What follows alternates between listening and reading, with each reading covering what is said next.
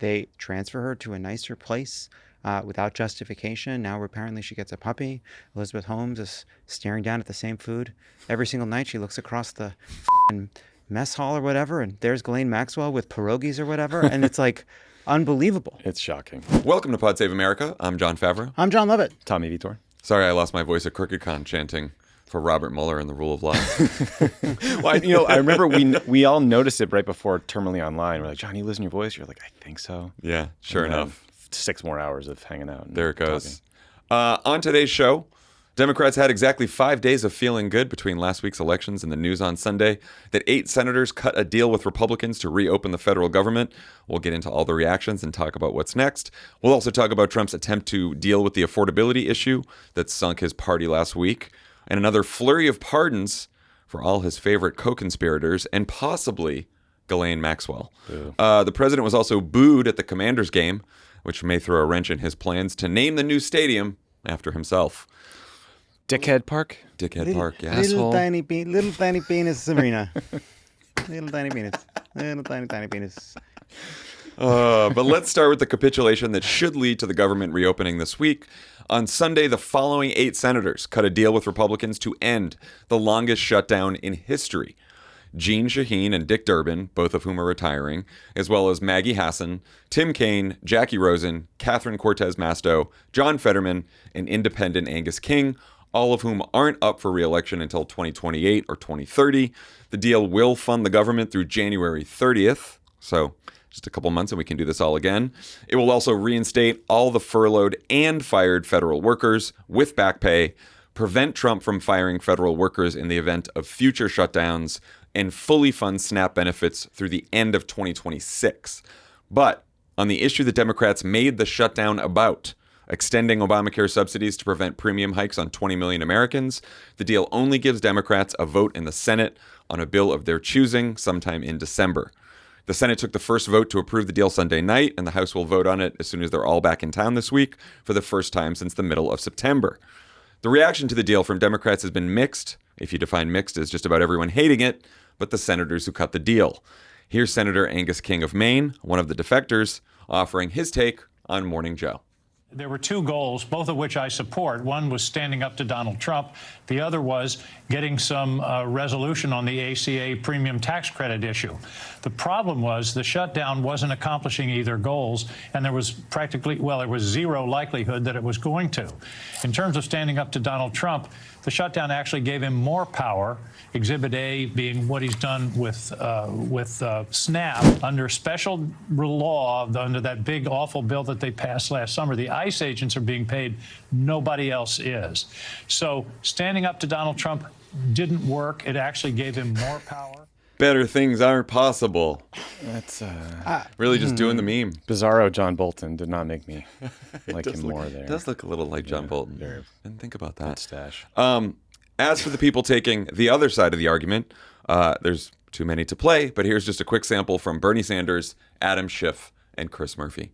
So I just voted no on the Republican funding bill. I'm outside the Capitol. It's dark and raining, and that seems all too appropriate for this moment. We owe our constituents better than this. We owe a resolution that makes it possible for them to afford their health care. What the election showed is that the American people want us to stand up to Trumpism, to his war against working class people, to his authoritarianism. That is what the American people wanted, but tonight, that is not what happened.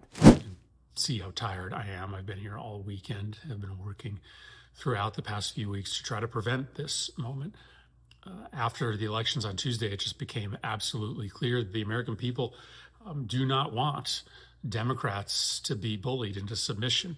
They want Democrats to fight for their health care. They want Democrats to fight Trump's illegality. Ed Markey actually did one from the toilet. So we didn't play. When you're mad, you hit him with a walk and talk. When you're happy, you go on with the Joes. I love the new Bernie in-house style. Whatever it is, the video that Bernie and AOC shot together, I like the walk and talk. I like the style. It's like the portrait mode kind of focus. Yeah, but there's it's not on a phone. It's on a camera, I think. And it looks really nice. Anyway, we got to get some big things. We got to get to some big things to talk about here, guys. I like the camera angles. Anyway, anything. But before we have to delve in, all right. I guess the first question on a lot of people's minds who've been following this story is why did they do this and why now? Tommy, you want to kick us off? I mean, I think the fatal flaw in this whole shutdown was the lack of a realistic endgame, and that has always been the case. And I think government shutdowns, historically speaking, have never been great ways to get legislative victories, and that proved to be the case here. And the Senate Democrats, it seemed like their only hope was to get Trump to do an end run around congressional leaders on the Republican side, talk to them directly, maybe negotiate something, because he doesn't like to get blamed for shit, and he likes to be the hero who comes in at the end. And that didn't happen. There was a sliver of hope, but remember Speaker John back in October, it seemed like Trump might go sit down with Democrats, but then Johnson and Thune shut it down. And I think then Trump started blaming Republicans for getting rid of the filibuster and calling to get rid of the filibuster, and the bunch of moderates were like, this is over. It's just never going to happen. So I think there are probably some people in the caucus and the Democratic side who never wanted the shutdown fight in the first place. They also wanted to prevent more harm from happening. They knew Republicans were willing to continue to hurt the country and hurt voters in an effort to squeeze them. That included firing people, federal workers in particular, starving SNAP recipients, freezing people who need heating assistance, and then terrifying anyone who goes on an airplane. We're also 10 days into ACA open enrollment, so there was a kind of a ticking clock there. So they just caved. Lovett, how do you feel? So no one has done a better job of explaining their votes than the group of people who voted yes. That's been my great frustration over the last 24 hours. You saw Angus King there. I don't actually even understand. Like I understand what he's saying on some level, but the goal of standing up to Donald Trump failed. That's why we're no longer standing up to Donald Trump. Like I really genuinely can't make sense of the logic of what they've been saying, in part because I actually take them at their word. The pain of the shutdown is ramping up, and they don't see any kind of a concession on exchanges, that is vanishingly small, and on the ACA subsidies. On the ACA subsidies. And so let's cut our losses. But the argument they're making around this is not just an argument for caving now, it's an argument for never having pursued a shutdown in the first place, because a lot of what they're describing, the pain of the shutdown, you voted for a shutdown. That's what you did. You decided to pursue a shutdown in the hopes that it would create leverage.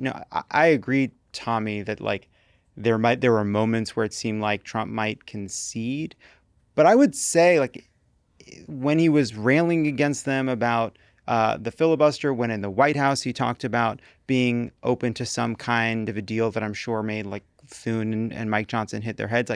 To me, I didn't take that as, oh, this is never going to happen. It might still be unlikely, but I don't understand why this deal happened so quickly and right now, especially when Chuck Schumer on Friday and Saturday laid out a last-ditch compromise, which is a one-year extension of ACA subsidies plus the CR, which seems to me is a final argument you could make to the country about the choice, even if you ultimately cave a few days later. Yeah. How did you feel about it, Tommy? Which part? The fact that they caved. On one level, it is frustrating, but on another level, I get it. We have no leverage. We have no power. I guess, again, I do think this is sort of the problem with the strategy.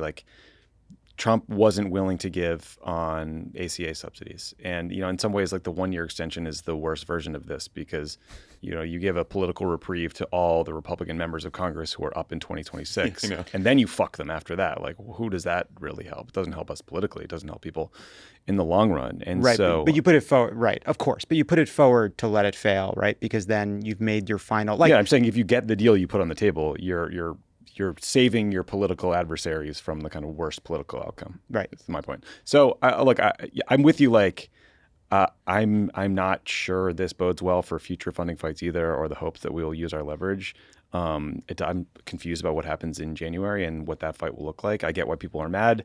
It did seem like we had some wind in our sails after the election. I think that the shutdown had to end eventually, and I think that I don't know. That seemed like a bunch of moderates, a bunch of establishment Democrats were just kind of wanted this over, and they figured it's now or it's later, so let's do it now.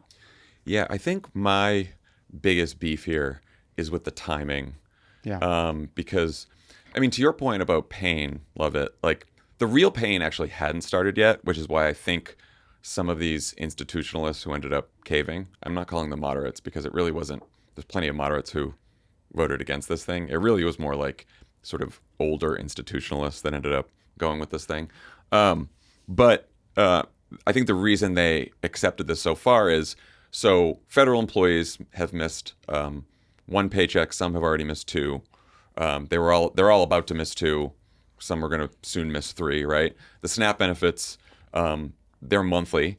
So as of November 1st, there was a risk that they wouldn't get the SNAP benefits, but even that hadn't really kicked in. Air travel has started to become a mess, but it would have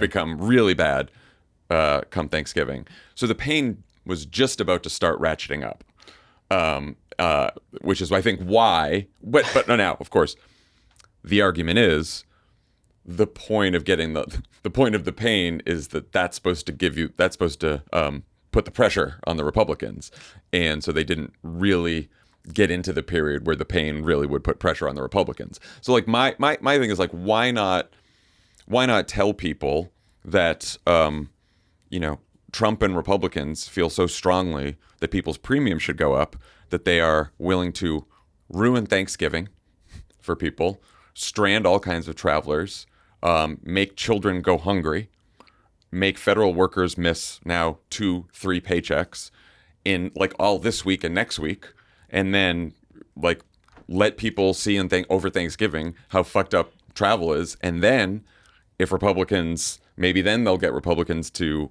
cave or to make some concessions on healthcare, or we haven't talked about this yet, to just simply change the Senate rules and get rid of the filibuster and open the government that way.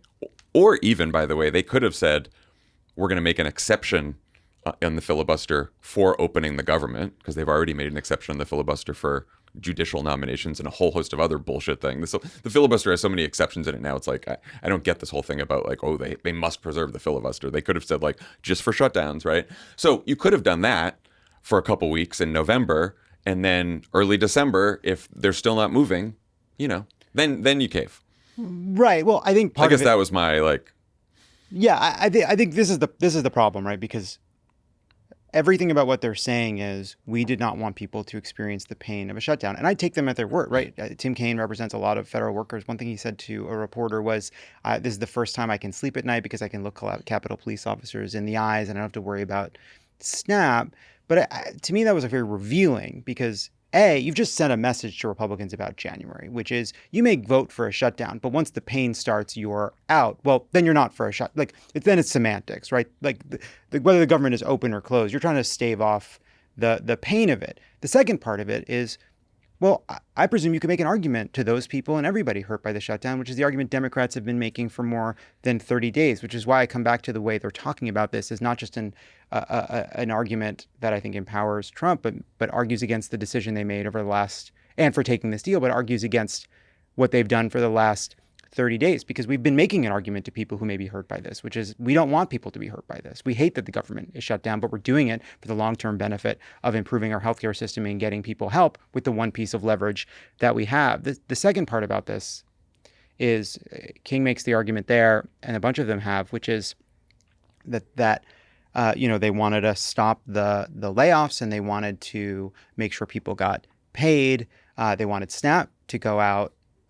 Some of this is conceding something, I think, pretty big to Trump in a way that is dangerous. The layoffs Trump has done during the shutdown are on hold because they are lawless. Trump signed a law that said people get back pay after a shutdown. The OMB put out a bullshit memo to call that into question. So some of what they're describing as concessions they won are just reaffirming what is already federal law. And if you suggest that Republicans gave you something, you're saying Trump's lawlessness makes Republicans more powerful in Congress, which is what is dangerous about every way in which Democrats have said Trump breaking the law during a shutdown makes a shutdown less likely to be something Democrats would pursue. I will say it became pretty clear, to me at least, over the last couple of weeks, that Republicans are never going to give on the subsidies. Never. It was just not going to happen. I think that was a foregone conclusion, at least not in the context of a shutdown. Maybe they'll have a negotiation now, but they were not going to do it in the context of a shutdown. I don't even think now. I mean, Mike Johnson just said, this isn't talking points for us. We don't like these subsidies. Yeah. And Jake Tapper asked him, well, what if there's a bipartisan vote in the Senate and they pass an extension of the subsidies, and both parties somehow agree, which is, that leave that being pie in the sky aside for a second. Let's just imagine. And Mike Johnson's like, no, I'm not committing to a vote on that, even if it's bipartisan. I'm not committing to a vote on that, but I am. I don't think it ever would have passed the House. Trump could have gone one of two ways after the election results. He could have gone towards like, okay, let's find some kind of a healthcare compromise here to fix it. But instead, he went towards the filibuster thing. And so now Democrats could have held out and said, okay, at some point, Republicans are going to cave on the filibuster. That, I think, was a possibility. I don't think they ever would have caved on the healthcare side. I don't either. I don't think there's any chance they're going to cave on the ACA subsidies. I don't think it was the wrong fight to pick because it was good messaging and it's an important thing that we care about deeply as a party, but I don't think they're ever going to cave. I think there is a chance when this is all resolved that you see a bipartisan vote in the Senate on something that is a fix that gets thrown over to the House, and that puts a really challenging political hot potato in Speaker Johnson's lap, and then we'll see what he does. I don't have a lot of faith in these guys doing the right thing, but we'll see. In the interim, what happened here reminds me a lot of Trump's China trade war, which is he resolves lots of problems created by his trade war, but he doesn't fix any of the underlying problems.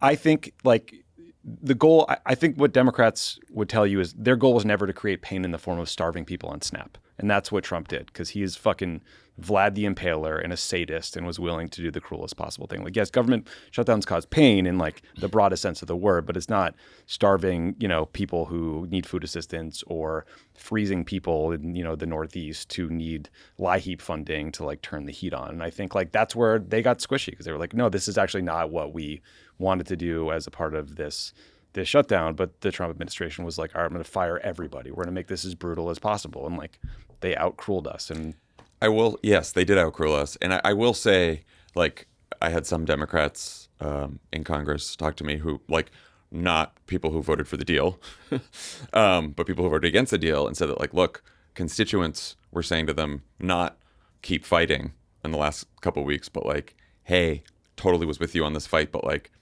I'm struggling to make rent right now. I'm not getting another paycheck. I don't know when I'm going to get paid again. It's really hard.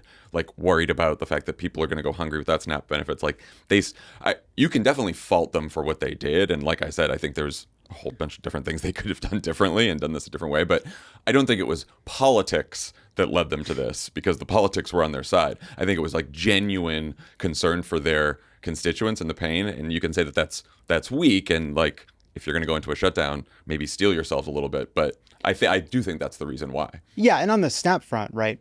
SNAP payments should be going out, but eventually that emergency funding would run out. SNAP runs out in a shutdown if you go on long enough, and they all went into this with a goal, and they like committed to a goal that they didn't reach. Now, we all talked to, I think like everybody was understood like this was a long shot. I think if you went back and listened to us talking about this, we were conflicted in every direction and open door. It was Democrats were in a very difficult position. I think I also, by the way, like part of this is I think the way these 8 senators, or just a few of them actually have talked about this, has made matters worse because I do think there's an argument you can make, which is to say the shutdown drew a ton of attention to doubling of healthcare premiums, to the Republican cuts in the big, beautiful bill. Democrats played their hand far better than anyone anticipated. They defied political gravity on what a shutdown can achieve. And right as the pain is about to become far worse, it better to end the shutdown while having won the political argument before people blame Democrats, or the blame could potentially shift to Democrats, whether or not that would happen. The other part of it, too, is, and this to me I think is like the best politics of it, is this allows 39 Democrats in the Senate and every Democrat save one in the House to oppose the deal and fight the Republicans, while doing so in a world where the government is open and basically 8 Democrats plus Schumer get to be the villains in the intra-party fight while everyone else can say, I was fighting, I was fighting, I was fighting. Yeah. I do think like the way that this played out, which is the news breaks, they take the vote, they send out the defectors to make the case Sunday night. Like the choreography of all that was just so that is what I maybe fault the most. Like if you're going to do this, go out and talk about, look, Republicans just there's no bottom to the cruelty that they're willing to inflict on people, and there's zero, like none of them ever want to extend the healthcare subsidies. They're in court right now trying to fight to take away food from hungry children right now. Like they don't care that air travel is going to be screwed up for everyone, and so Their big accomplishment is slashing Medicaid funding for poor people. and that's just the way it is. And so we're not going to do that. We're just not going to go follow them down that path. It's always been the Right. balance. Now, to go back to like what you could have done is like once we got into a shutdown that was about negotiating over a policy issue, like it was inevitable that we might get to this point. I thought like they could have started, and this is more of like a Chris Murphy position. This is like JVL made this point today in his newsletter. Like you could have started the whole thing being like, you control Washington, you have enough votes to fund the government. It's a lawless regime, so we're not going to do it. If you can't fund the government and you need our votes, here's our price. If you don't want to pay it, best of luck. That's the final offer. This is not a negotiation. But it's an even more expansive goal. Like, I don't understand that argument because it's an even more expansive goal with a less clear outcome that we're never going to get. Like, what are they going to say? No, the price would have been the healthcare thing, but it's like, no, that's it. Like, if you want our votes, then you extend the subsidies, and if not, that's it. You fund the government, but we're not. This is your government. You control it. You have the votes. So I think the argument for this is where that leads is Republicans have to break the filibuster. Mm-hmm. And once Republicans have broken the filibuster, look, they could have opened the government anytime they wanted. They didn't. Why? Because of the filibuster. That is not because they have some great reverence for the operations of the Senate. And I don't even think it goes so far as to them worrying about what happens if Democrats ever become empowered again. I think there's a bunch of Senate Republicans who understand that without the filibuster, they are holding the line, and they do not want that. And then all of a sudden, they have to break the filibuster in order to reopen the government, which is why I do think you would end up with some sort of like fake breaking of it. Of course. So they could avoid the responsibility for it. But then Democrats do not own any of this. But at the same time, it means Democrats have kind of given up some power in all these negotiations because Power we didn't have is the problem. Right. Well, then you get back to what they would call the concessions they got and whether or not those were worth it. And I probably agree with you that you come down on. It's hard to describe what they like. Even we're going to get a vote on healthcare. It's like, okay, we just had a vote on healthcare. It's called the One Big Beautiful Bill. They're on record. We already have them on record. I will say back to like the time I think you made this point at the beginning. Like there is a case for we are where we are right now. Here's why it's not the end of the world. Like. There's a good argument to be made that we have made in previous pods on this, that taking healthcare off the table by extending the ACA subsidies would have been a political gift to Donald Trump and the Republicans. Sure. It wouldn't be an issue in the 26 midterms, and voters would either forget Democrats won that fight for them, or Republicans could have run ads saying they worked with Democrats to help lower healthcare costs. Yep. And now Republicans will have to vote against ACA subsidies in a couple months, and it'll be one of the most salient issues in 2026 in an election that will be about affordability, and voters will very clearly know who's on which side. And the anger at Trump, which has been fueled by affordability concerns that brought down his approval rating, that's not going away. The anger at Republicans, which cost them the off-year elections, that's not going to go away either. And so, like, it sucks that we're here, but I think looking forward, it's not the end of the world here. Yeah, no, it's. I get why people are pissed. I'm not happy about it either. I personally just felt like this was a foregone conclusion since this thing started, and we'd end up at this place anyway. And I think what we'll be talking about in a year from now in the 2026 midterms is impossible to predict, and we should not think for 1 second, though, that what we were talking about today will be what we were talking about then. We just probably won't. I just worry now that we have set ourselves up for January's coming. Yeah. We're going to vote on funding the government again. We have said that we were doing this to get the healthcare funded. We're going to have a vote that will all but surely fail. Then we will have the vote in January where a group of senators, Democrats, have said we can't abide the pain of a shutdown, removing any leverage we would have had into that fight. So I guess where I land now is we won this debate. In a way that's really impressive, and I think we should not be turning a win into a loss in how we talk about this, though we will. Though Democrats, that's our favorite thing to do. What I worry about is have we, in the way that this came about and in the way that it was put forward, put ourselves in a worse position for the next fight. Yeah. Well, I think that, again, having a vote in January on ACA subsidies and having it fail, and then saying, okay, well, this is why you need to, this is why we should vote Republicans out of office, is the same as like, imagine we got a vote in January on raising the minimum wage or anything else that Republicans are going to knock down, you know? Hey, everyone. Tommy and I recently joined our friend and MSNBC anchor Nicole Wallace on her podcast to discuss how we stay focused on what's at stake in this tough political climate and how the Democratic Party might someday possibly be able to win again. Each week on The Best People with Nicole Wallace, Nicole speaks with guests who inspire her and can offer lessons on how to keep reaching for truth, decency, and connection in this moment. New episodes drop on Mondays and are available wherever you get your podcasts. Today's presenting sponsor is Simply Safe Home Security. Is your home actually safe if you have old school home security? No. Traditional security systems respond after someone breaks in. Simply Safe is different because it can stop crimes before they happen with its Active Guard outdoor protection. High-tech cameras detect threats while they're still outside your home and alert real security agents. This is the game changer. The agents take action while the intruder is still outside. They confront the intruder, letting them know they're being watched on camera and that police are on their way, and even sounding a loud siren and triggering a spotlight if needed. This is how you stop crime before it starts. Other systems have cameras that let you talk to intruders, but they require you to see the alert yourself. Simply Safe's monitoring agents have your back and talk to intruders even if you aren't there. There are no long-term contracts or hidden fees. You can cancel anytime. It's named the best home security systems by U.S. News and World Report for 5 years running. 60-day money-back guarantee so you can try it and see the difference for yourself. John Lovett set up his own Simply Safe. Incredibly, thanks. Yeah, I don't even think I need the applause, which is shocking. It's easy to do. You set it up, you customize it for your home, then you can install it yourself. They'll help you, but you don't really need it. You can just install the sensors everywhere they're meant to be, and then the system is completely reliable, completely easy to use. The app is great. The customer support is great. Highly recommend it. Don't miss out on Simply Safe's biggest sale of the year, 60% off. Right now, our listeners can save 60% off on a Simply Safe home security system at simplysafe.com/crooked. That's simplysafe.com/crooked. There's no safe like Simply Safe. This podcast is sponsored by Squarespace. Squarespace is the all-in-one website platform designed to elevate your online presence and drive your success. Squarespace provides all the tools you need to promote and get paid for your services in one platform. Create a professional website to showcase your offerings and attract clients. Whether you offer consultations, events, or other experiences, Squarespace can help you grow your business. Squarespace offers a complete library of professionally designed and award-winning website templates with options for every use and category.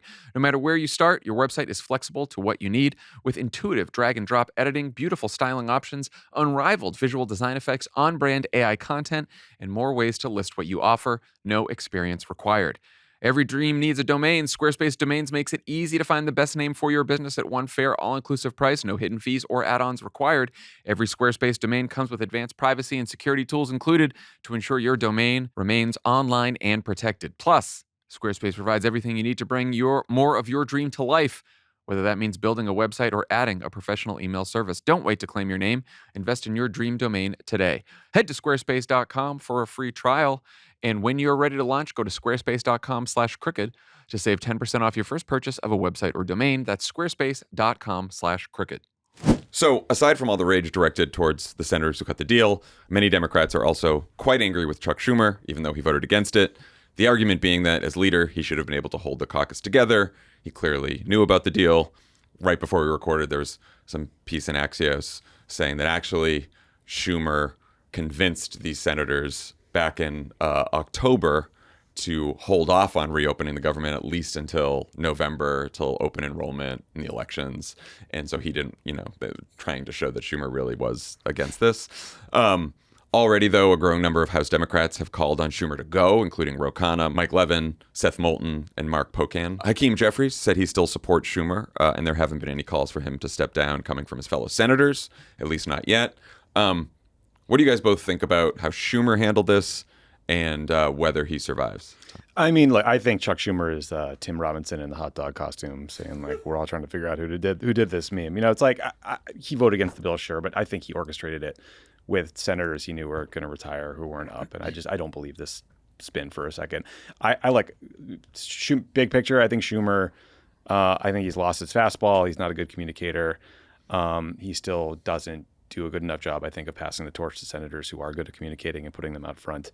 I don't know if he's good at internal politics anymore. I think they hung tough for a shutdown. They didn't do a bad job here, but I don't know. It hasn't gotten us much. I think Democrats have a gerontocracy problem. It was most acutely felt with Joe Biden, but Biden was far from the only reason for that opinion of us as a party. I don't think Chuck Schumer is helping. And I think we need some generational change. And we need, at a time when we have no power and no party leader, people look to congressional leaders more so than normal. And they're not getting great party leadership.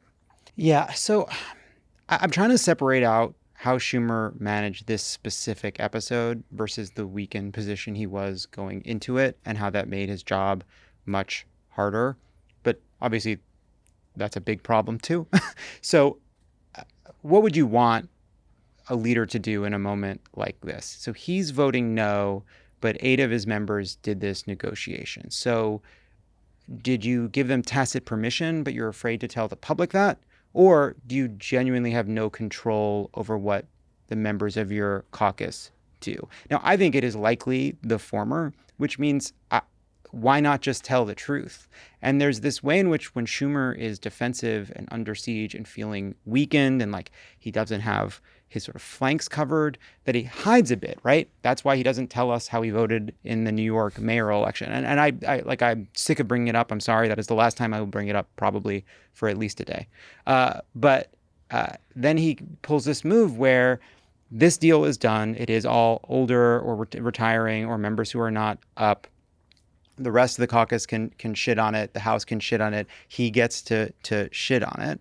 But wouldn't we want a Senate leader who can kind of stand behind the decision that they made? And so then you think, well, why is he in this weakened position? Well, there's a whole bunch of calls for Schumer to step aside when they didn't pursue a shutdown fight a few months ago. He doesn't have a lot of enthusiastic support on the left. There's a lot of people who feel like, as to Tommy's point, he's not a great communicator. He hasn't kind of empowered anybody to be the party spokesperson despite him. And so this is, I think, the consequence of having a weak leader. I don't know that a different person would have gotten to a different outcome, but maybe if we had a leader who could go out there and just simply defend this and just speak honestly about it and treat everybody like adults without being so worried about his own position, collectively we'd be in a kind of better political spot. Yeah, I have no idea if he blessed the deal, if he orchestrated it or not. But you don't really need to know that if you're the leader, you're supposed to be able to keep the caucus together on something like this. That's sort of a test of leadership.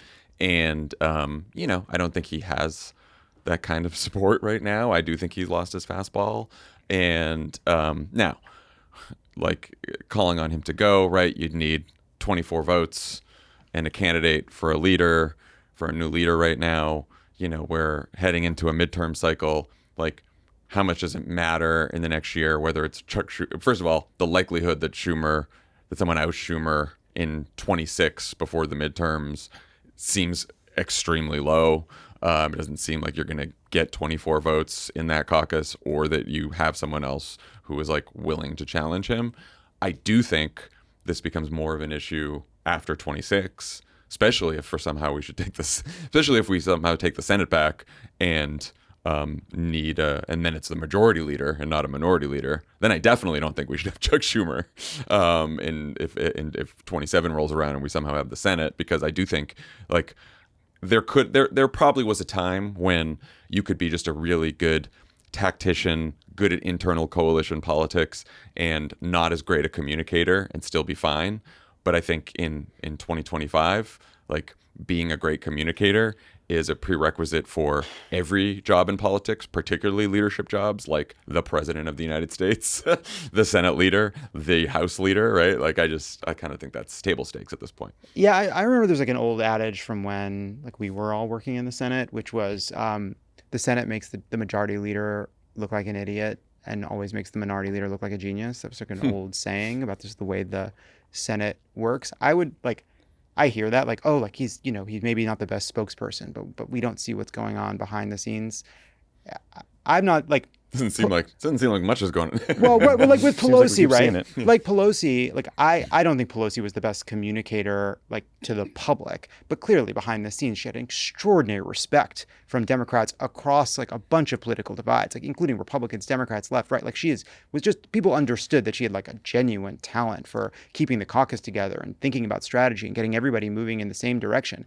I've never heard. She did have an amazing appearance on Morning Joe in the summer of 24. Absolutely, beautiful. But Talk about She had communication. an iron grip on that caucus. but even did. even that moment is like a perfect example of someone who understands like kind of a certain kind of politics, where she said Joe Biden hasn't made up his mind yet. So I think he has. Nope, he has not. Right? Like there was just she had that thing. And tell me if I'm wrong. Like, have you seen any kind of behind the scenes, in front of the cameras, off the record? Anybody? I don't think Hakeem Jeffries is the most effective communicator, but No. he, through this process, held the House Democrats together. And also, if you compare Chuck Schumer to Harry Reid, who is not seen as the greatest communicator, in fact, he was quite bad, but he was seen as having an iron grip on the Democrats in the Senate, did a better job of it. So look, Chuck Schumer, what I've heard from people is that he's up in 2028. He's not going to run again, but he wants to resign as minority leader. And I just think like that's how we got into this place. I no longer give a shit what if someone wants to be in a certain position until the end of their career. Like, are you effective or not? In this moment, I would argue that he is not particularly effective. And I'd love to see a younger generation of people move into leadership and take over leadership roles. I want to see it in the House and I want to see it in the Senate, because that's all we got. And it's not that there aren't great communicators in the Senate Democratic caucus who are like, moving up through the leadership ranks. And by the way, like, just on top of that, you think it's so great to hang on. You're about to have a bunch of Democratic candidates run against you across the country. Right. Like, you already have Plattner doing that. You're going to see more. It is becoming A bunch of them. Mick Morrow and Abdul in Michigan both said that they wouldn't support him. There's a lot of people who think that the reason, the DSCC is coming down in support of certain candidates is because those are the candidates who have said that they'll support Chuck Schumer for leader. Now, I don't know that to be sure, but that is something. There's a lot of churn out there. Mark Kelly was asked today if he would support Schumer as leader again and was non-committal. And by the way, like, just to take the other side of this too, if there are a bunch of Senate Democrats who thought they never should have done the shutdown in the first place, fine. If you had a leader that had a little more confidence at the caucus, maybe they wouldn't have done this at all. Right now, I don't think that's right, but like, there's just no sense in which you feel like Chuck Schumer has. He's like, where are my people going? So I may lead them. Yeah, that's just every that is day with fair. that. All right, let's talk about Trump. Trump's reaction to the shutdown deal was an angry post on Monday morning where he attacked overworked, exhausted air traffic controllers who took time off during the shutdown, threatened to dock their pay, and told them to retire. That should make us all feel safe and sleep well at night. This is because he's the kind of president who feels people's pain, which he also demonstrated when asked about his plans to tackle the number one issue on voters' minds right now. Let's listen. Our energy costs are way down. Our groceries are way down. Everything is way down. And the press doesn't report it. So I don't want to hear about the affordability, because right now we're much less. If you look at energy, we're getting... Don't want to hear about the affordability. I don't want to hear about it. That's, man, every once in a while he just gives you a little bit of a gift. Amazing. Trump then pivoted from dismissing people's concerns to promising things he probably can't deliver. He's now saying that he'll be using tariff revenue to send a $2,000 check to every middle and lower income American. This appeared to be news to soybean farmer Scott Bessent, who told George Stephanopoulos on Sunday morning that he hadn't talked to the president about this, and said the tariff revenue could just end up paying for, quote, the tax decreases that we are seeing on the president's agenda, which would not in any way be a rebate check. He's basically saying that in the big beautiful bill, the tax cuts, you could say, oh, well, they're being paid for by the tariff revenue. He specifically said the taxes, the no tax on tips. Yeah, from the bill. It's very weird. Trump said again on Monday in the Oval that he's considering these checks, but he also said in a post that the money left over would be used to pay down the deficit. Going to do it all. You guys think they'll find a way to make these dividend payments happen? They would have to be passed through Congress. We should say. So, there's a lot of Americans. There's a lot of us. You're going to mail $2,000 checks to half the country. It's a lot of money. $600 billion. And the revenue from tariffs does not cover that. Nowhere close. Projected to raise about $300 billion. So far, maybe it there's was only 220 100. or Yeah. 220. So far, they've raised 100. They're projected 300. It would be 600 billion to do the checks. Yeah, and so whatever the number they end up, even Besant admitted this, that the goal of tariffs, by their own logic, tariffs are not meant to raise increasing money. The point is to raise less money as it causes a change in where products are made. So there's no money to do this and pay down the deficit. So that's ridiculous. Now, does that mean they're not going to come up with some cockamamie way to describe some policy in the future as a rebate? Who knows? I will say, he is... he's keying into something here, which is that people view the tariffs as being very bad, and he's trying to make the tariffs something that is politically positive. And the way he's thinking about it is, what if we gave the money out, right? He's trying to come up with some way out of the mess he's created. I just think he's thinking back to COVID, and people loved the stimmy checks they got. It was wildly popular, and he put his signature on those. So he'll probably put his fucking face on this one if he does it again. I mean, it's probably not going to happen. Yeah, Congress need to pass a law. There's not enough money, certainly not enough money to not means test it and then pay down the debt afterwards. What are we even talking about? Also, the Supreme Court could strike down the use of emergency powers to collect tariffs, which would be another 100 billion or so gone. But who knows? We'll find out. Yeah, I'm wondering how that would work, because I think Amy Coney Barrett during oral arguments was like, the whole rebate process here would be quite a mess, because if they strike them down and they have to rebate a bunch. Oh God, can you imagine? Well, they'd have to give back to the businesses, the importers, I guess. Right? Yeah. So unless Trump thinks he's going to, there would be no money for this, or very much less money for this, if Supreme Court strikes it down. Also, a bill like this was introduced last year, I think, by Josh Hawley. It went nowhere because Republicans had no appetite to hand out a bunch of checks during a time of inflation. There's still inflation, right? That could lead to more inflation for sure. Yeah, to Tommy's point too, he is trying to find ways to put his name on, they've just cut $1 trillion in healthcare, but he does this deal with the GLP-1 people so you have to go to TrumpRx.com to get your free Mounjaro and your discounted Mounjaro and Zepbound. So he's trying to find ways to get his name all over these moves. And your fertility drugs, so you can make more Trump babies before Trump the midterm. babies. I swear, I will, as much as I love Mounjaro, and I would love a discount, over my dead body will I go to TrumpRx.com. Over my skinny dead body will I go to TrumpRx.com. So checks or no checks, we do know that after last Tuesday, Trump's facing growing criticism from people in his own party over his lack of focus. Welcome. Where have you been? On Sunday, Sean Davis, the co-founder of The Federalist, posted quite a Twitter rant that's too long to read in full here, and why would we? But the gist was that Trump should focus less on foreign policy and more on the economy. Quote, Republicans right now have no accomplishments, no plans, and no vision. Why on earth would anyone be excited to go vote for them 12 months from now? Davis echoed the concerns being expressed in a flood of press appearances by potential 2028 presidential candidate Marjorie Taylor Greene. And sure enough, just before we recorded this, she tweeted that the president is spending too much time on foreign policy instead of healthcare, as Trump welcomed to the White House a former al-Qaeda leader who is now the president of Syria. Trump responded by saying in the Oval on Monday that MTG is a, quote, nice woman who's, quote, lost her way and has, quote, some kind of an act going. Oh, interesting.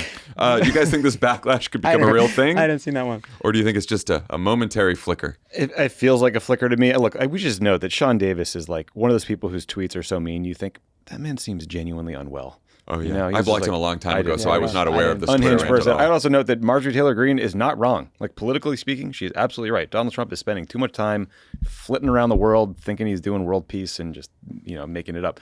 I do think we all remember the growing backlash around the Epstein files. It went away eventually. These guys all tend to find something to be mad at Democrats about and not Republicans. I think what Sean Davis is saying there is basically a repeat of what we heard around the election, which is Trump has failed to do enough on inflation and affordability to the point where even his own political director was like, yeah, now we're going to focus on affordability.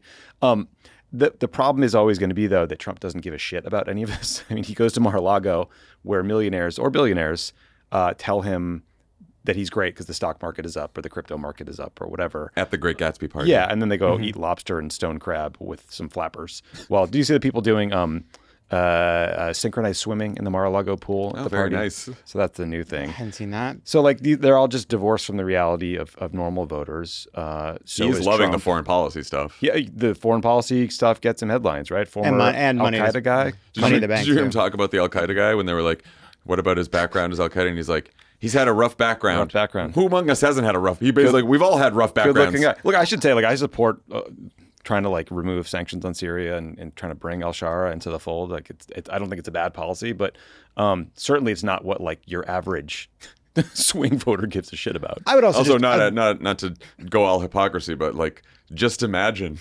Well, what the right would be saying if Joe Biden or Barack Obama did that. That's not even the hypocrisy I thought you were talking about. The short list of people for whom Donald Trump has grace. We'll get to the pardons later, but Argentinian beef farmers and fucking former Al Qaeda. Meanwhile, they're shipping Uber Eats drivers to prison in El Salvador. No grace for undocumented people who committed no crimes. Zelensky's in the Oval Office, and JD Vance is like, "Have you said thank you yet?" Yeah. It's by the way though, it is. So I remember they pulled it out and put it on Fox News, because whenever we would talk about Biden negatively, it would make it out. But it was amazing how at the end of his time, Biden started acting more and more like Trump, and now here we are in the Trump administration, and he is bitching about how the media isn't covering how good the economy is, and he's one step away from screaming, "I'm the guy that did AUKUS." It's unbelievable. And so by the way, is this could the backlash become real? I think we are in a very real backlash. Yes, to Tommy's point, there's an Epstein cycle and the news moves on, and there's an affordability cycle and the news moves on. But each time he's coming out of these fights a little bit weaker, and his approval's a little bit lower. He's in a much worse position at the end of this shutdown. This Republican infighting is real, and I actually think as we head into the midterms, there's an even bigger and deeper existential problem, which is this is going to put together two things. One, the fact that Donald Trump isn't doing enough to address the core reason he was elected. But at the same time, it's how do Republicans run in a world without Trump? And both of those problems are going to be they're going to be impossible to tease out from each other, which are going to make both of them worse. And so they are headed towards a cataclysm, which they lose, ideally, which they could lose a bunch of seats in the midterms while having no sense of an agenda or kind of defining vision outside of just defending Donald Trump. I also think the Epstein files is an attentional issue, which if you hold out long enough, hopefully it goes away and it fades from the headlines. And affordability, as the big watchword that everyone's talking about, will do the same at some point, but people will still feel that everything is very expensive and be pissed. So you may get back the Sean Davises and the I was talking about the MAGA elites, for sure, right? Who are pissed off and popping off they'll move on Twitter, and realize that they should still attack Democrats, but people and even MAGA voters are going to be like, what the fuck? Normal people are like, hey, my groceries are still really expensive, and you're hanging out with Al Qaeda guy. I'm the guy that brought the stands into the Abraham Accords. Have you seen the new Presidential Walk of Fame? Yeah, it's now gilded. Pod Save America is brought to you by Bombas. This time of year, it's sensory overload everywhere. But one feeling we're still chasing? You got it. Cozy. Gotta chase it. And Bombas has the socks, slippers, and basically everything to get you there. There's something weirdly therapeutic about fresh socks. And the sock scientists at Bombas have found a way to channel that energy into everything. The only scientists that haven't been fired by Donald Trump yet. Hey. Yeah, right? How's that for a resistance joke for you? From slippers with sink-in cushioning to the perfect fitting ankle sock. And that feeling doesn't stop after one wear, keeps going, thanks to the scientists. They've got answers for all your gifting questions too. Like, what do I get my son's new marathon training girlfriend? Very specific. Bombas running socks have sweat wicking and impact cushioning. How about mom's new young friend she met at the ski lodge? Whoa. Believe it or not, Bombas has something for them too, because everyone likes the feeling of sinking into a new pair of slippers, and they also make ski socks. By the way, Bombas is really stepping up their slipper and slide game this season. They've got new shapes, new styles, fluffy things, suede things, little something for every foot. And if there's one thing Bombas knows, it's feet. And we haven't even gotten to the best part yet. For every pair of Bombas you purchase, Bombas donates one to someone facing homelessness on your behalf. So anytime you get something cozy, someone else does too. Love Bombas. Have had Bombas socks for a long time. Whole family's got them. They're super comfy. They look great.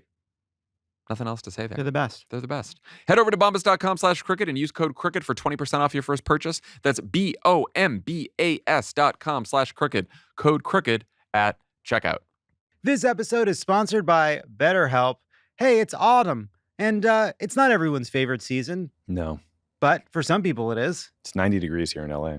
And for others, maybe the challenge is to find something you like about every season and not see seasons as a period of time that please you or don't please you, as if the universe revolves around you, but you're just a little mote of consciousness connected to every other in a way you can't really feel, but in your heart you know is true. The point is, everybody needs therapy.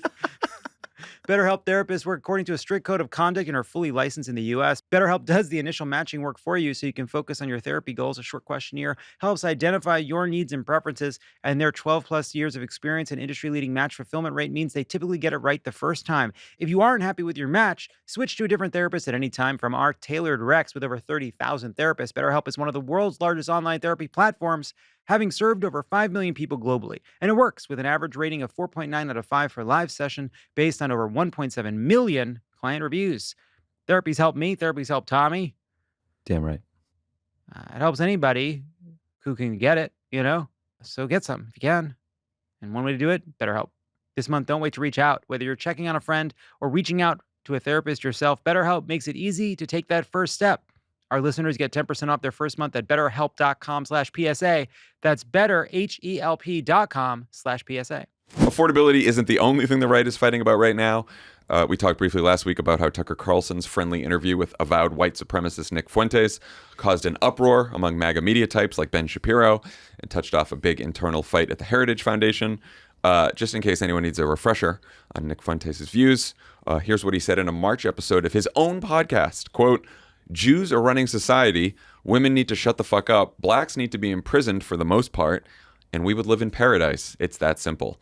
Well, just a week after Kevin Roberts, the president of the Heritage Foundation, defended Carlson and hedged about Fuentes, he told staff at an all hands that he made a mistake, quote, "period, full stop."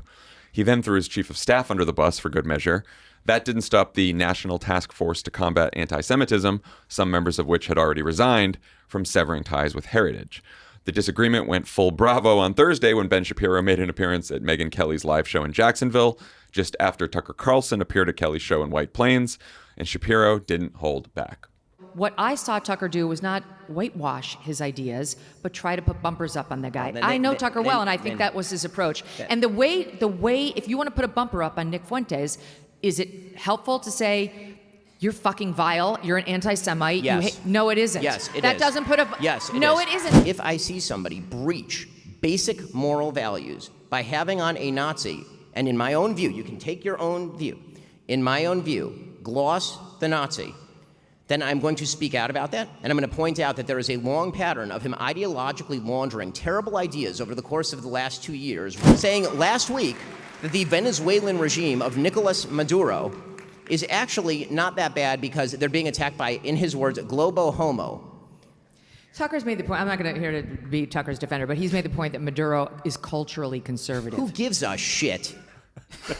That's a great conversation. It was riveting great. TV. It was great. Shout out Megyn Kelly booking that back to back. We all watched the Ben one. I saw we were all watching the Tucker one. Yeah, because we're fiends. But we deserve that today. Yeah. This controversy is a grower and a shower at the moment, but it will continue to grow. Yeah, and the only question is it circumcised? I think we know that. That's the battle. I would say the other ones, okay, again, MAGA elites could stop talking about this. Like maybe Tucker will move on because Gaza's not in the news. Maybe Ben Shapiro will be focused on something else. But Nick Fuentes is not going anywhere. No. His standing is growing. He's getting more followers. Which Tucker said to Megyn. Yeah. Yes, his political standing is growing by the day. Nothing is blunting that rise. And Megyn Kelly was like, I think Tucker's goal was to put bumpers around Fuentes and constrain him. That is not what happened in practice. Nick Fuentes has an audience, but Tucker has a bigger one, and Tucker introduced them to the most sanitized, sane-washed version of Nick Fuentes as you could find. And I see a lot of Fuentes clips, and it is not just dudes chanting Sig Heil on their way to the Unite the Right rally listening to this dude. He gets questions from his audience, and these kids will be like, me and all the dudes at my frat house at name some SEC school listen to you, right? That is the audience, men under 30. And I think the thing, people talk a lot about Fuentes being a racist and an anti-Semite and a misogynist. He's also violent. He's a violent person. Here's another quote from his show. "There's an occult element at the high levels of society and specifically among Jews, ...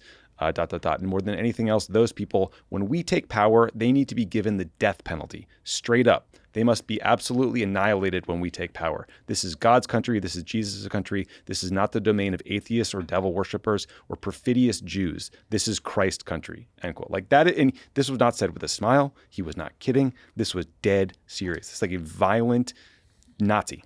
And I finally listened to the whole Tucker Fuentes interview, and it's like Tucker did there, and then he tried to do it again with Megyn, which he keeps trying to make it all about Israel. And his whole thing is like, it's just about like views on Israel and separating, anti-Zionism from anti-Semitism. Like it's this whole thing. And he doesn't even, in 2 hours with Nick Fuentes, doesn't touch any of the stuff you mentioned, Tommy, just then, the stuff that I quoted from March, any of his other views on any of the other stuff. And it's like, why would you not, if you're taking Tucker at his word here, why would you not interrogate him on all the other fucking bullshit that he said? Yeah, you think because you can't take Tucker on his word here. Right, Just I was really glad I watched the full Ben Shapiro conversation with Megyn Kelly, because Ben is like excellent in this conversation at kind of taking down Nick Fuentes and making a very like logical and methodical argument about why you don't like teach the controversy with someone like Nick Fuentes and attack the danger that this idea poses. And the point that he makes is it's not only kind of dangerous to society, that he think it undermines the conservative movement, which is I'm glad he's making that argument. And Megyn tries her best to defend her friend Tucker Carlson with this idea of bumpers. I don't really understand what the bumpers are. Is it that she meant guardrails or something? I mean, you can see from the clip, but like I think she was trying to make the point that Tucker Carlson, if he was just had Nick Fuentes on and was like, you're an anti-Semite, awful, this, that, the other thing, and just started yelling at him, that's not going to convince anyone. But it's like that there's a space between that and what Tucker did, which was just a pretty friendly interview where he gently pushed on, well, you don't believe in collective punishment of people, right? Like that, it was a very...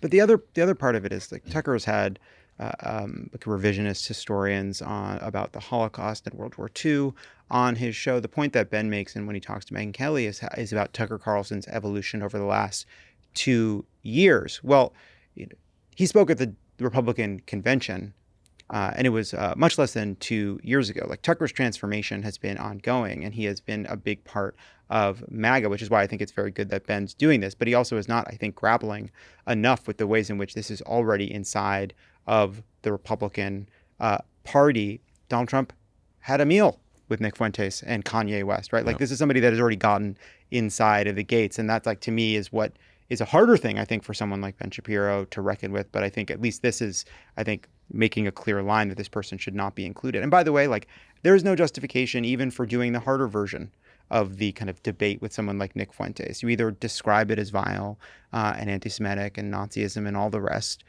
or you are treating it as if it is legitimate, like Kevin Roberts can... Some days that's cancellation, some days not, whatever he says now, I don't know.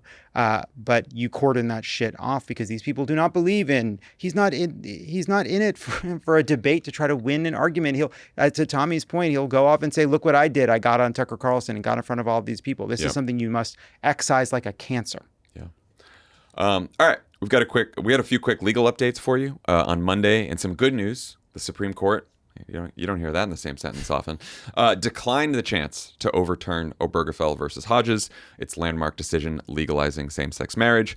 The case was brought by a former county clerk in Kentucky turned conservative micro-celeb who refused to issue marriage licenses to same-sex couples after the Supreme Court's original decision 10 years ago.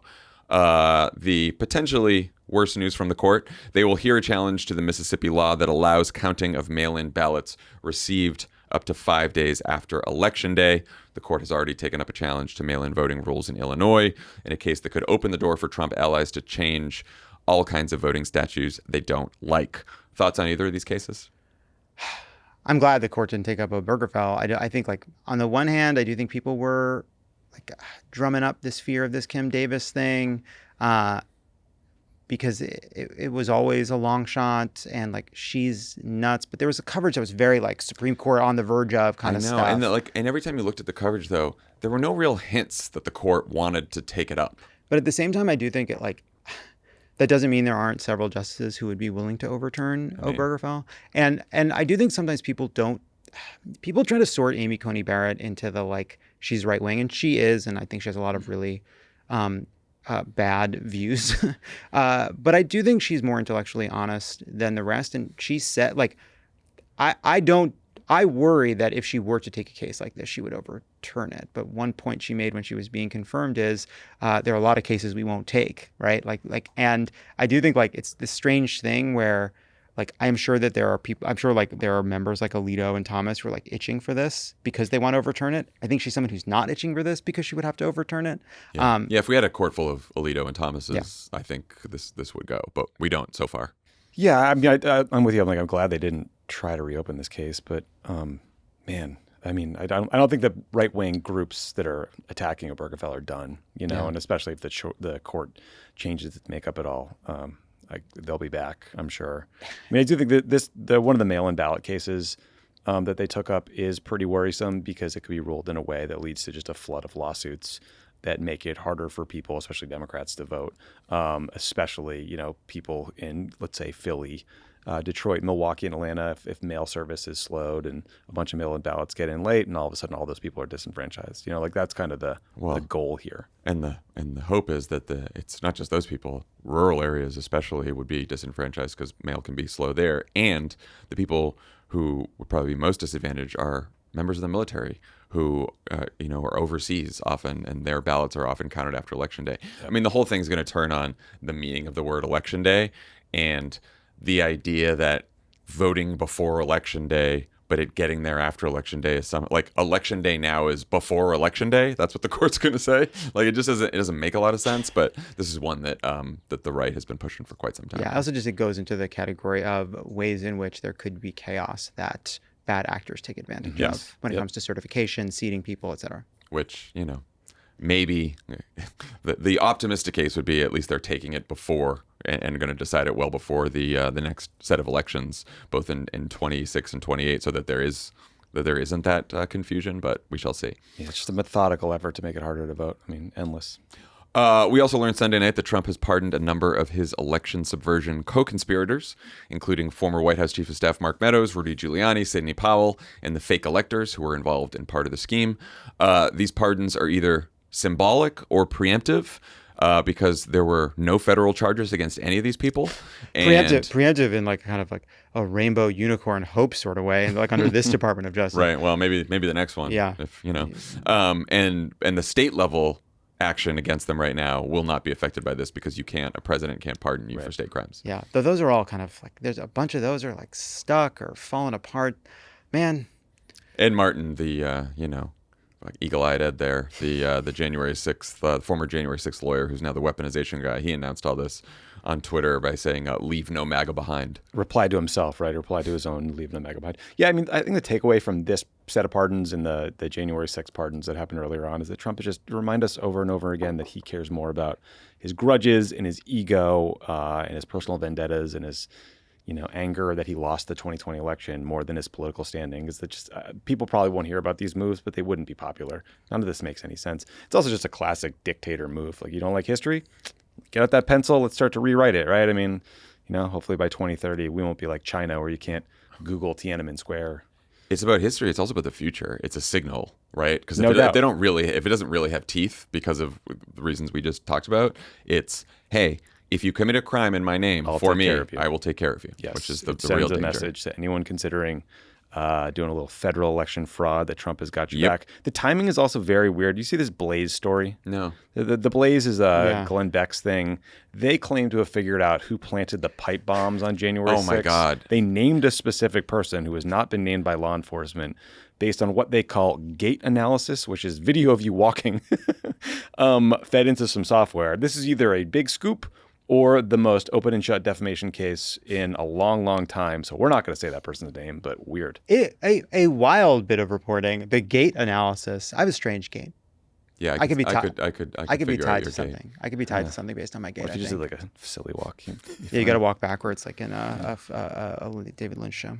Who's next on the pardon list? Potentially Ghislaine Maxwell, Jeffrey Epstein's confidant and co-conspirator. A whistleblower has told Democrats on the House Judiciary Committee that Maxwell is going to ask Trump to commute her sentence. The same whistleblower also revealed that Maxwell is receiving, quote, concierge-style treatment in the minimum security prison facility that she's been transferred to, including customized meals, after-hours gym time, and the permission to play with a puppy who another inmate was training to become a service dog. The whistleblower said that a top prison official complained that he was, quote, sick of having to be Maxwell's bitch. In a letter to Trump on Monday, Jamie Raskin, the ranking Democrat on Judiciary, demanded information about the commutation, including including asking Deputy AG Todd Blanche to appear at a public congressional hearing, and called on Trump to reject Maxwell's appeal. Meanwhile, Democrat Adelita Grijalva, the Arizona representative-elect who Johnson has declined to seat during the shutdown, is finally likely to get sworn in this week, meaning she'll become the 218th signature and the last one needed on Thomas Massie's discharge petition, which would force the House to vote on making the Epstein files public. So, no healthcare subsidies, but maybe yes on the Epstein file. Also, do you think Democrats should make a big deal out of the concierge-style prison treatment for Ghislaine Maxwell? Yes. I read in preparation for this, I think it was in The Guardian, an excerpt of a woman named Virginia Giuffre's book. Oh. She's an Epstein victim who died by suicide earlier this year. She writes about how she was recruited by Ghislaine Maxwell when she worked at Mar-a-Lago when she was 16. The first massage she was forced to give Jeffrey Epstein was with Maxwell in the room, who was like massaging with her as part of the grooming process. Then they assaulted her, the first of many times. Then they started trafficking her out to their friends, including Prince Andrew. Like, Ghislaine Maxwell is just as much a villain as Jeffrey Epstein. She is not a lesser person. Like she's a disgusting human being. She's vile. And the idea that like this woman is getting sweetheart treatment, getting to play with a puppy while in prison on the way to a commutation is insane. And for what other reason than the one that we're all, the one reason that everyone we've been thinking They've of. never explained it. They've never bothered to explain it. They're not getting questions about it anymore. I presume they'll get some questions about this now. They transfer her to a nicer place without justification. Now apparently she gets a puppy. Elizabeth Holmes is staring down at the same food every single night. She looks across the fucking mess hall or whatever, and there's Ghislaine Maxwell with pierogies or whatever, and it's like unbelievable. It's shocking. Americans just being thrown in detention by ICE for days at a time without being able to call their families who didn't do anything, completely innocent. But Ghislaine Maxwell's taken care of. It also just like commuting her seems like the most damaging political thing you could possibly do. I know. Trump. Or second most politically damaging thing that What's could happen. First? Whatever the fuck she would say if that doesn't happen. Yeah, but like, I don't know. She would have said it by now. Who knows? I don't get it. I don't get it. I don't either. What? Maybe when the Epstein files are finally released, when the discharge petition happens, we'll find out. Yeah. One other news item you may have missed. On Sunday, Trump became the first sitting president since Jimmy Carter to attend a regular season NFL game. And he did it in high style, complete with an Air Force One flyover of the Washington Commanders Stadium and a live swearing in of new service members during halftime. But the crowd wasn't exactly thrilled with Trump's appearance. Here's what it sounded like.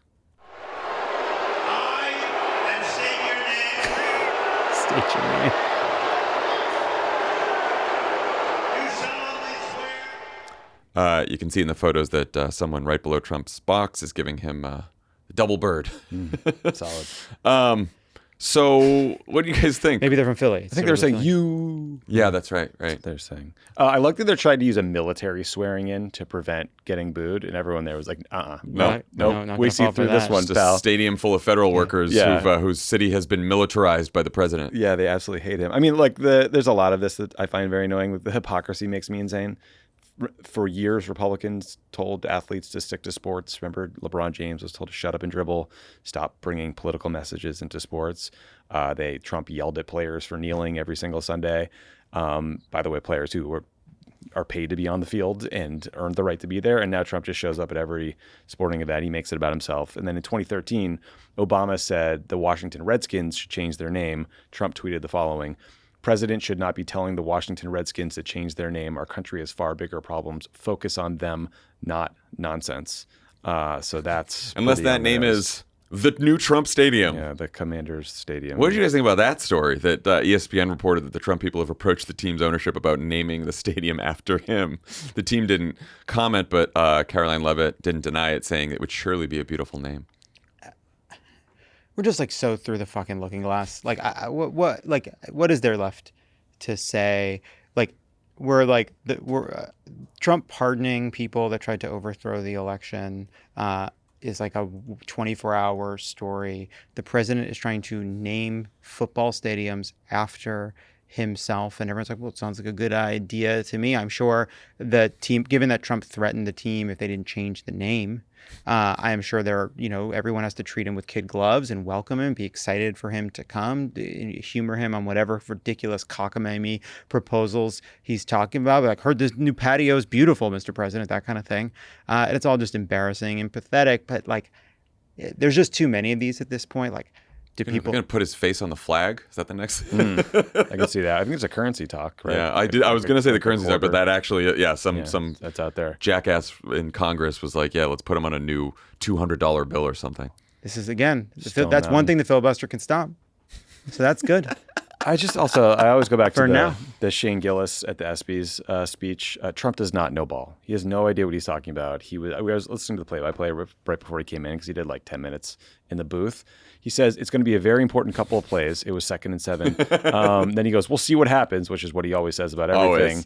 Then he's like, this is a very important play, don't you think? The Commanders were down 22 points. He said the Commanders are a very good team. No, they absolutely suck. They're 3 and 7, and their quarterback had this disgusting elbow bent the wrong way injury last week because they left him in garbage time of a game when they were getting destroyed. Like, their receivers are out, like their cornerbacks are. The Commanders fucking suck. He's like, oh, it's a very important game. They're a very good team. No, absolutely not. Also, all the Lions fans out there should be ashamed at Amon-Ra St. Brown doing the stupid Trump dance, looking like a goober. Then he got punched in the face by a linebacker, DN maybe a couple plays later. Tommy's just directing this directly at Austin Fisher here. Lions fan, and I like the Lions, and I'm a big Dan Campbell fan, and Amon-Ra St. Brown's an awesome receiver, but that was dorky and lame. So anyway, I stay out of our sports, Don. It is so funny that like it's more obvious to like sports fans when he does it here, but it is what he does with just about everything. Yeah, it's like, it's like literally every conversation he has, he knows how to get through it by just being like, yeah, it's unbelievable. It's great. People are saying it's amazing. It's amazing. Running back has ball. We'll see what happens. Incisive. All right. Last thing before we go. A huge thank you to all of you who came to CrookedCon. Oh, yeah. What a time. Attendees, speakers, sponsors, volunteers. It was a wild success. I'm still like blown away by like our team put it together. We just showed up and talked a lot and yapped. But the team at Crooked just did a fucking incredible job. Yeah, come be a producer on a podcast where we sit in the studio and talk, and also pull off a 2,000 person event where we change the venue 45 days out. Go. Yeah. Shout out Sophie and everybody on the team here who just did an unbelievable job. Also, like, I don't know what other big conference you could find Andy Bashir and Hassan Piker at the same point.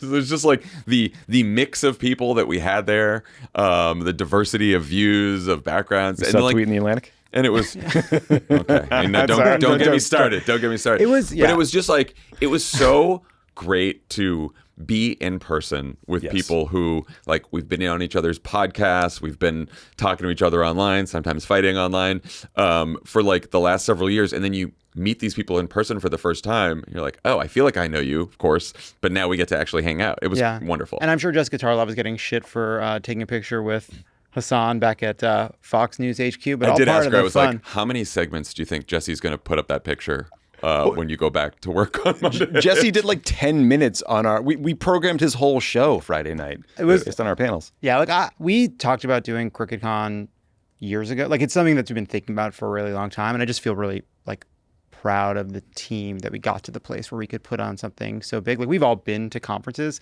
I'll just be honest, and like I never really thought that much about what it takes to put them on. You just, you show up, you get your little sandwich box, and you think you badge, and you will show up. You make your little jokes, Trump bad, whatever, and then, but like it was an extraordinary like Herculean task to put this together. And had it been half the size and gone less well, we would have called it a success. And like this was a huge undertaking that went so well.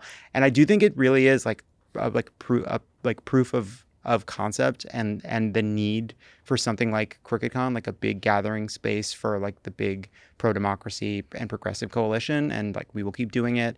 We hope we can have room for more people next time. Big announcement. Everyone gets like a day off, and then we start planning. start Yeah, planning. Yeah, you're like it's December 26th. Elves, take the day, get a good night's sleep, Austin. Crooked Con 2026 planning starts tomorrow, bitches. It's in January. There was some of the coverage. Sophie's crying somewhere. Yeah, no, she definitely is. There was some of the coverage that was like, did the Democrats solve their problems and actually create a Big Tent? Of course not. That was never like on the table. But not the goal. I can't overstate how important and valuable it is to just have people meet together and face to face as human beings. It really does matter. And Republicans do it all the time.